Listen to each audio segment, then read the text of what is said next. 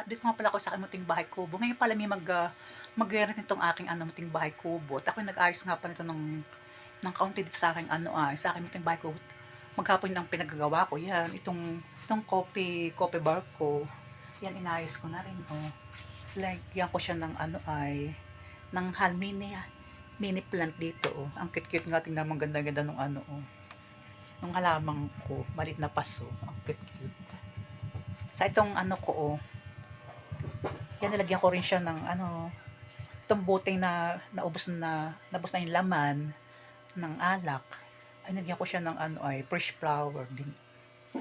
Kaya, at saka ito nilagyan ko rin itong coffee bar ko. Dati ito curtain lang. Nilagyan ko siya din ng kawayan. Para mas maganda kaysa curtain.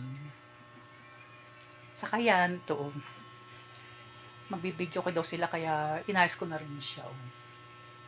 Yan. Maganda kasi pag ganitong munting bahay ko, pag may go on wine, ay di may karaoke.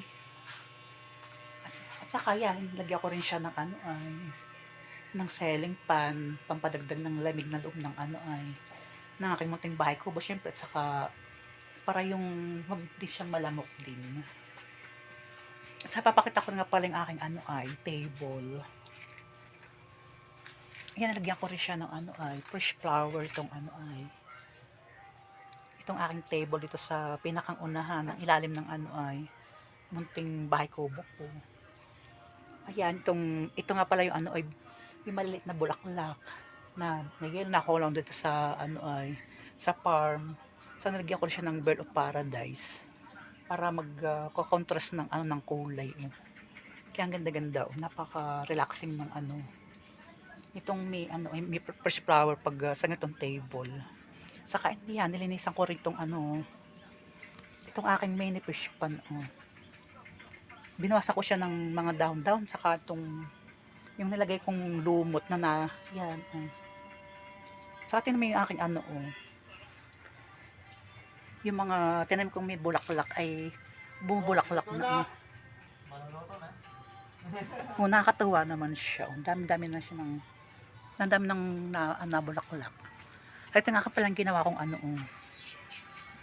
yung hanging pots. Ayan. Saka ito yung isa nga pala. Para siya timbang. Saka yun, ako nagkupit-kupitin nga pala ng aking Carabao grass. Mas gusto ko saka yung Carabao grass at hindi siya maarte, hindi mo siya diligin talagang kumakapal, tulad ng Bermuda grass na maarte kailangan diligin. Ito lang talagang kahit di mo diligin yung itong Carabao grass talagang mabubuhay siya.